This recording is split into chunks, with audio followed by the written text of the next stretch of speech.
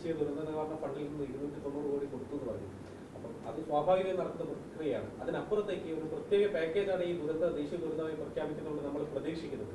അങ്ങനെ ഒരു പ്രത്യേക പാക്കേജ് വയനാട് അർഹിക്കുന്നില്ലേ? തീർച്ചയായിട്ടും അർഹിക്കുന്നുണ്ട്.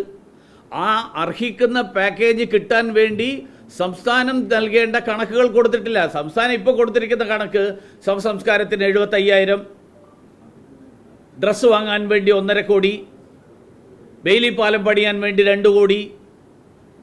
ഈ കണക്ക് കേന്ദ്ര സർക്കാരിന് എടുക്കാൻ പറ്റില്ലല്ലോ. ഇപ്പോൾ ഉദാഹരണത്തിന് ബീഹാറിന് പൈസ കൊടുത്തതിനെക്കുറിച്ച് നമ്മുടെ മാധ്യമപ്രവർത്തകരടക്കം എന്നോട് ചിലപ്പോഴും ചോദിക്കാറുണ്ട്, ബീഹാറിന് പൈസ കൊടുത്തല്ലോ, ബാക്കിയുള്ളവർക്ക് എന്താ കൊടുക്കാത്തത് എന്ന്.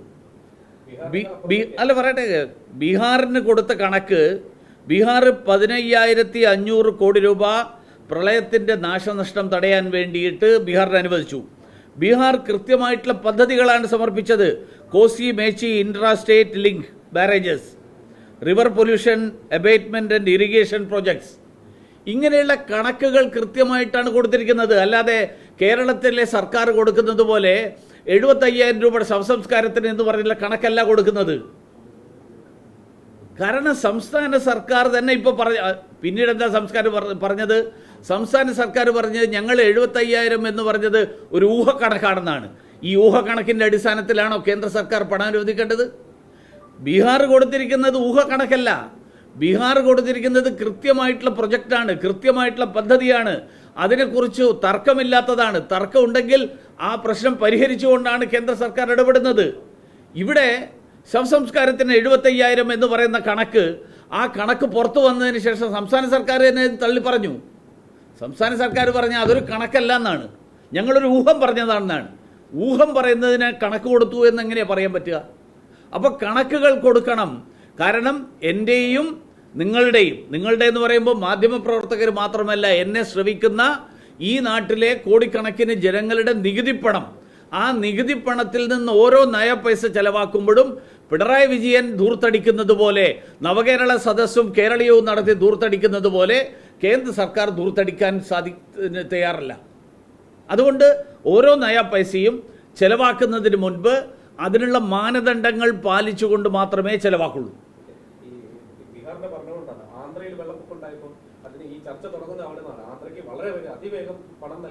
അവിടുത്തെ ഉദ്യോഗസ്ഥന്മാരെ കൊണ്ട് പണിയെടുപ്പിക്കാൻ അവിടുത്തെ സർക്കാരിന് കഴിയുന്നു. കേരളത്തിലെ സർക്കാരിന് കഴിയുന്നില്ലെങ്കിൽ ആരെയോ കുറ്റം പറയേണ്ടത്? കേന്ദ്ര സർക്കാരിനല്ലല്ലോ. കഴിവില്ലാത്ത ഈ പിണറായി സർക്കാരിനല്ലേ? ഈ ചന്ദ്രബാബു നായിഡു അവിടുത്തെ ഉദ്യോഗസ്ഥന്മാരെ കൊണ്ട് കണക്ക് തയ്യാറാക്കിപ്പിക്കുന്നതിൽ, കൃത്യമായിട്ടുള്ള കണക്ക് തയ്യാറാക്കിപ്പിക്കുന്നതിൽ ചന്ദ്രബാബു നായിഡുവിന് കാര്യങ്ങൾ നടത്താൻ കഴിവുണ്ടെങ്കിൽ പിണറായി വിജയൻ കുറ്റപ്പെടുത്തിയിട്ട് കാര്യമില്ലല്ലോ കേന്ദ്ര സർക്കാരിനെ. പിണറായി വിജയൻ സ്വന്തം ഭരണം നന്നാക്കണം, സ്വന്തം ഉദ്യോഗസ്ഥന്മാരെ കൊണ്ട് കണക്ക് തയ്യാറാക്കിപ്പിക്കണം. അവിടെ ഉദ്യോഗസ്ഥന്മാർ തമ്മിലടിക്കല്ലേ? ആ തമ്മിലടി തീർക്കാൻ തന്നെ സംസ്ഥാന സർക്കാരിന് സമയമില്ല. അപ്പോൾ പിന്നെ എങ്ങനെയാ ഈ കണക്ക് കൊടുക്കാൻ പറ്റുക? ജനങ്ങൾക്ക് കിട്ടേണ്ടത് കിട്ടാത്തതിന് കാരണം ഉദ്യോഗസ്ഥന്മാരെ പോലും നിലക്ക് നിർത്താൻ കഴിയില്ലാത്ത ഈ സർക്കാരാണ്. അതുകൊണ്ട് സർക്കാർ, സംസ്ഥാന ഗവൺമെൻറ് അവരുടെ കാര്യങ്ങൾ നേരെയാക്കി കണക്കുകൾ കൃത്യമായിട്ട് കൊടുത്താൽ ആന്ധ്രക്ക് അർഹമായിട്ടുള്ളത് കിട്ടിയതുപോലെ തന്നെ കേരളത്തിനുള്ളത് കിട്ടും.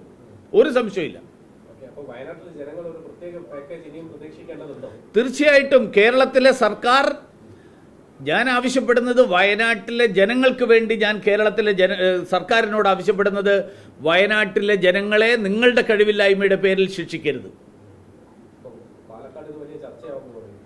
പാലക്കാട് ചർച്ചയാണ്. പാലക്കാട്ടെ ജനങ്ങൾ മനസ്സിലാക്കും. കാരണം ഈ ശ്രീധരനെ പോലെയുള്ള ആളെ തോപ്പിക്കാൻ വേണ്ടി ഒത്തുകളിച്ച സ്ഥലമാണ് പാലക്കാട്. ഇനിയും ഇതുപോലെ കേരളത്തിന് കിട്ടേണ്ടത് കിട്ടാത്തതിൻ്റെ കാരണം കേരളത്തിലെ CPM സർക്കാരിൻ്റെ കഴിവില്ലായ്മയാണെന്ന് പാലക്കാട് ജനങ്ങൾ തിരിച്ചറിയട്ടെ. നല്ലതല്ലേ അത്?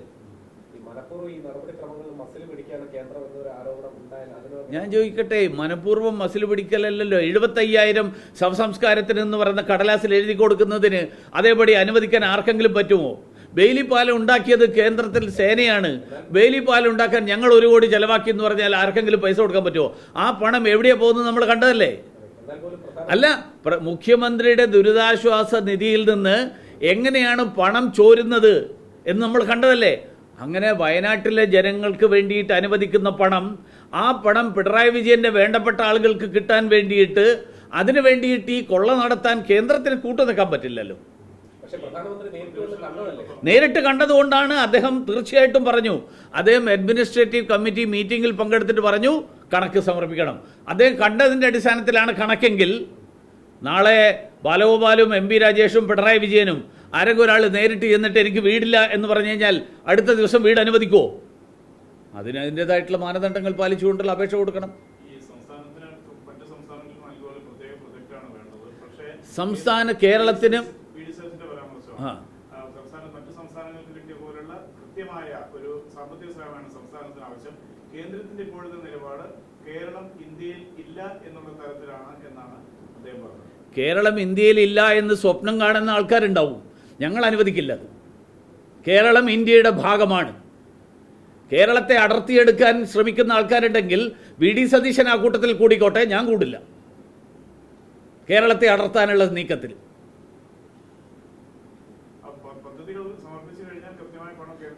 മാനദണ്ഡം അനുസരിച്ചിട്ടുള്ള ഒരു പദ്ധതിക്കും നിഷേധിച്ചിട്ടില്ലല്ലോ. ഏതെങ്കിലും ഒരു പദ്ധതിക്ക് നിഷേധിച്ചിട്ടുണ്ടെങ്കിൽ സംസ്ഥാന സർക്കാർ പറയട്ടെ.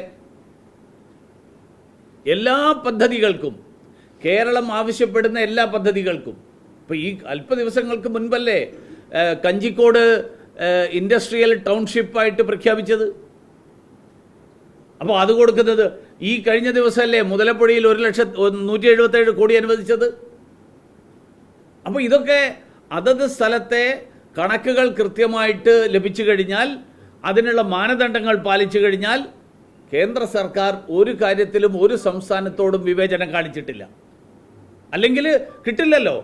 കഞ്ചിക്കോടിന് ഇൻഡസ്ട്രിയൽ ടൗൺഷിപ്പിൻ്റെ അംഗീകാരം കിട്ടില്ല, മുതലപ്പൊഴി 177 കോടി കിട്ടില്ല, സ്പെഷ്യൽ ഈ ക്ലൈമറ്റ് റെസിലിയൻസിന് വേണ്ടിയിട്ടുള്ള ഗ്രാമങ്ങൾ തിരഞ്ഞെടുത്തതിൽ കേരളത്തിന് കിട്ടേണ്ടത് കിട്ടിയല്ലോ. ഇതെല്ലാം കൊടുക്കുന്ന കേന്ദ്ര സർക്കാരിന് വയനാട്ടുകാരോട് എന്താ പ്രത്യേകിച്ച് വിരോധം? രാഹുൽ ഗാന്ധിയുടെയും പ്രിയങ്ക ഗാന്ധിയുടെയും കർമ്മഭൂമി ആയതിനാലാണോ വയനാട്ടിനോട്? ഈ സുധാകരനൊക്കെ അവിടെ പാർലമെന്റിൽ പോയി ഇരുന്നാൽ പോലെ പാർലമെന്റിൽ പറയുന്ന ഉത്തരം വായിക്കണം, കേൾക്കണം. 2013 ഞാൻ പാർലമെന്റ് അംഗമായിരുന്നില്ല. എൻ്റെ കയ്യിൽ പാർലമെന്റിലെ ഉത്തരവുണ്ട്. സുധാകരനും കെ വി തോമസും കെ സി വേണുഗോപാലും പാർലമെന്റിൽ പോയിട്ട് ബഹളം വെക്കാൻ മാത്രം നിന്നാൽ പോരാ, പാർലമെന്റിൽ അവരുടെ തന്നെ മന്ത്രിമാർ കൊടുക്കുന്ന ഉത്തരമെങ്കിലും വായിച്ചു നോക്കണം. മുല്ലപ്പള്ളി രാമചന്ദ്രൻ കൊടുത്ത ഉത്തരം വായിച്ചു നോക്കിയിട്ടില്ലെങ്കിൽ പിന്നെ അവർ കേരളത്തിന് വേണ്ടി എന്ത് കാര്യം നടത്തുമെന്നാണ് പറയുന്നത്? വായിച്ചു നോക്കുന്നു.